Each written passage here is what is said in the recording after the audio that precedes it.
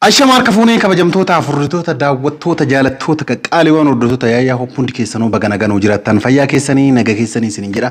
Dachaanee dhufnee jirra kabajamtoota afurritoota keenya baga nagaan jiraattan isiniin jenna kabajamtoota afurritoota keenya nageenyi rabbi bakka isin jirtanitti iddoo isin jirtan hundatti nageenyi rabbi isin bira haa jiraatu isiniin jedha. Akkuma isin jettan biyyoota garagaraa warri teettanii kabajamtoonni hordoftoonni yaayyaa hoppii warri waa'een jannaa baay'ee isin yaachisee halkanii guyyaa naa barreessaa turtan naa bilbilaa turtan guutuun keessan galatoomaa galata guddaa na biraa qabdanii galatoomaa isin. Erga kana jennee kabajamtoota afurritoota keenya waa'ee jannaa anaaf jannaa keessaan fixanna jennee akkuma waadaa isinii seene keessaan fixachuudhaaf wanti keessaan akka hin fixanne jiru hedduutu jira jechaadha. Sababni aniif jannaa waliin dhimne aniif jannaa waliin dhimnullee gara fuulduraallee waliin dhimne akka aniif jannaa wal nu dhimnu kan godhe jechaadha. Akka asiin durallee kanoo dubbadhaa dhallee kanoo dubbadhaa gara fuulduraallee ni dubbadha jechaadha. Gaafa hanga gaafa aniif jannaa waliin qajeellee isiin na bira dhuftee iddoo an taa'u kana aniif isii wajjin teennee haasofnutti waan kana hin dhaabu garuu ni dhaaba jedhee ture.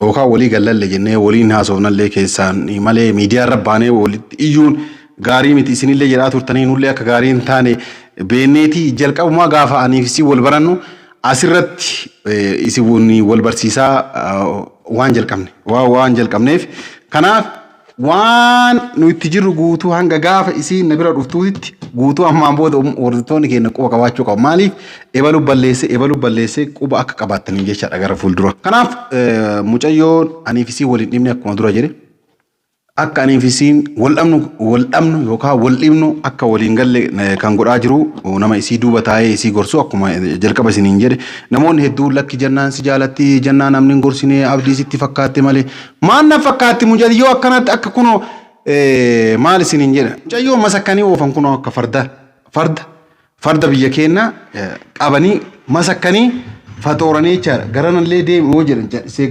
garanallee deemu jedhisee akkasitti mucayyoo akkas godhan malee aniif isii wayituu nan dhimne mucayyoo alaa gabara wayituu iyyuu miti mucayyoon yaani maal isiniin jedha mucayyoo nagaa aniif isii wajjin hagam wajjin haasaa turre akkasitti namatu gorse yoo an jedhu lakki namni hin gorsine maal isin waan hin beekne waan an kana dubbadhu waan hin beekneef jechaadha. An nama isii gorse guutuu takka ebalu jedhee itti himuu danda'a jechaadha.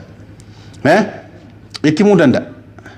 Dhugaa isiniin jedha jechaadha. Isiin waan amma mee waa'ee kanaallee himuufi miti ka dhufe jechaadha. Walumaa galatti aniif jannaa waliin dhimne aniif jannaan akka wal dhimnu kan godhe jechaadha.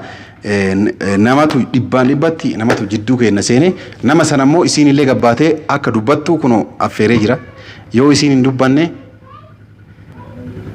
hin dubbadhuwan yoo feete haa dubbattu jechaadha. Nama wannaa jedhuu miti nama wannaa jedhuu miti. Jannaan guyyaa kamirraa na qofa osoo hin taane nama biraallee sobuu eegaltee kan jedhu mee waliin laalla kabajamtoota afurritoota keenyaa viidiyoo sanummaa qabadhee isinii dhiyaadheen jiru.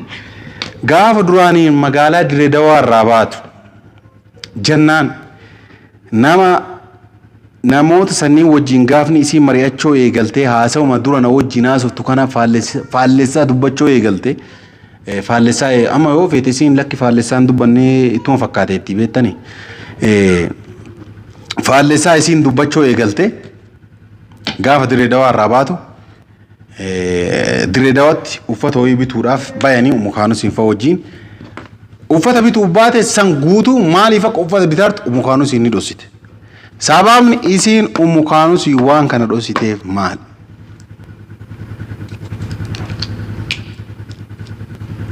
Uffata bituuf bayanii deemtee magaalaa keessa deddeemtee uffata bittee uffata kana maaliif bitte deemuuf garam deemuuf hin himu. Lakki taa'uufi miti maal ta'uuf ree uffata bitachuuf maal ta'uuf deemuuf umukaanus maanuun dhossite jechaadha. Garana deemaara umukaanus hin dhossite. Wanni umukaanus isiin dhossiteef namoota isii wajjin haasa'u namoota isii gorsu santu waan akkanaa umukaanus ittiin himini maaliifi gaafa duraanillee aniif isii waan kana mucayyoon antun jechaadha aniif jannaan waan kana haasofnee ergaanii fi walii gallee kaanee booda ummukaanus hin gaannee ummukaanus waan isin godhaa turte isin argitanii jirtan jechaadha hanga dhumaatti jechaadha. Gaafa duraan biyya kanarraa yuu deemtu ummukaanus akka isin deemtu yuu hin feene waan warri mucayyoo warra sababattee mucayyoon illee warra laaluu qaba jettee jibbaachistee jennaan eega jette kalaasa. Ana garaa wal jaalatu biyya gamaa gamana jiraateef illee waliin dhabuu maal jedhaniiti jennaan kalaasaa deemtu jennaan anillee tole jedhee ummukaanus illee akkasitti tole jette malee osoo isiin na bira haftee ni feete jecha ummukaanus dhugaa dubbachuuf namni tokko nama bira hin jiru jedhaniiti maqaa namaa balleessu waan hin taaneef jechaadha nama isinillee argitanii jirtanii nama na gargaaraa ture keessa isii tokko jechaadha ummukaanus akkuma beektan.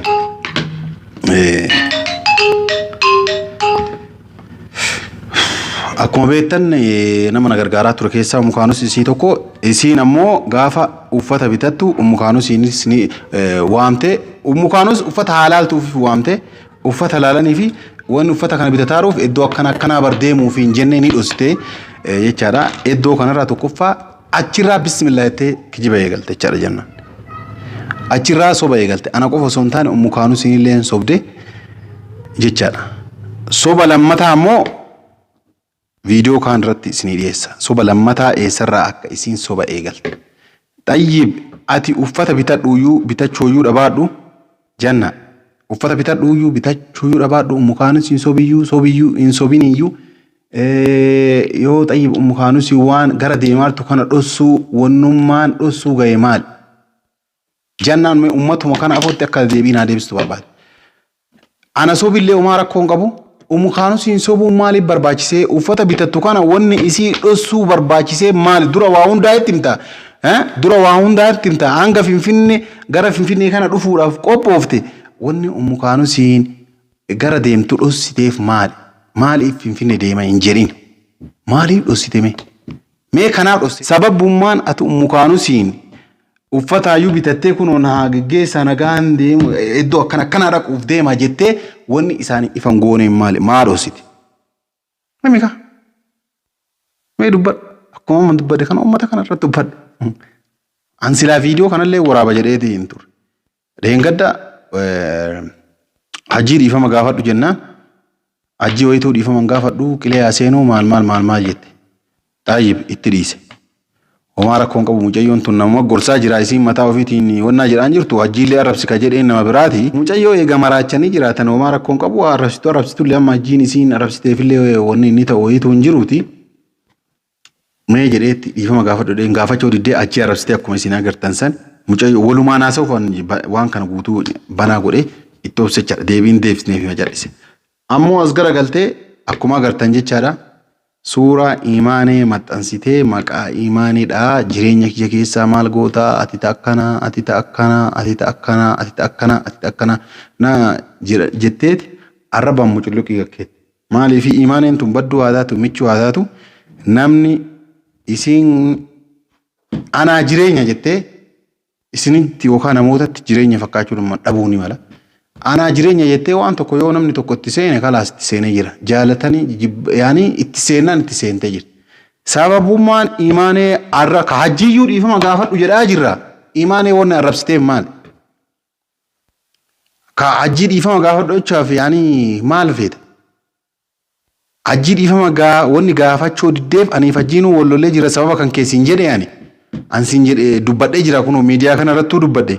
Hajjii dhiifama hin gaafadhu ittee yoo cadhiste maal rakkoo qaba? Hajjii dhiifama hin gaafadhu ittee dhiiste. Ta'ibi gabbaatee imaanee arrabaan akkasitti jireenya kiyya keessaa maal gootaa jettee imaanee arrabaa wannaa godhu maaliif barbaachise? Gaafii anjannaa gaafadhu imaanee arrabsuun maaliif barbaachise takka? Hajjii dhiifama gaafadhu sin jedhee dhiifamaa miti yoo fedhe qilee gadaaseen ittee hajjii wanna arrabsitee maali? Lama sadaffaa. Uffata Taiwan magaalaa Diradawaati gaafa uffata bitachuuf deemtu gara uffata laalaytee baaftee malee umukaanusiin iddoo akkana deemuu heda hin jenne jechaadha. Iddoo deemuu barbaaddu san maaliif dhossite? Sadi jannaan usuu olii gadi hin qabin osoo natti hin fakkeessin waan kanniin osoo olii gadi hin qabin jechaadha. Waan anamma si gaafadhe sadiin kan na akka himtu. Ira siidee baa malee Gaafa duraaniin Dirredawaa jirtu ka jijjiiramiitii kan keetii dhiise. Dirredawaa irraa gaafa dhufte ima jijjiiramte akkuma kun gaaralla argiteemi ima jijjiiramte yeroo Dirredawaa jirtu yeroo jijjiiramin sanuuyyuu garuu jijjiiramuu eegaltee dhufte. Tokkoffaa magaalaa Dirredawaa dhattanii Taayiwaanaa uffata bituudhaaf yeroo baatan uffata kana iddoo akkanaa waan deemaa jiru yookaan Finfinnee waan deemaa jiru uffata kana bitachuu barbaada maaf hin jenne maaliif mukaanuu siin dhoosite takka. Lammaffaa hajji dhiifama gaafadhu sin jedhee ani hajji wallollee waan jiruuf dhiifama gaafadhu jette.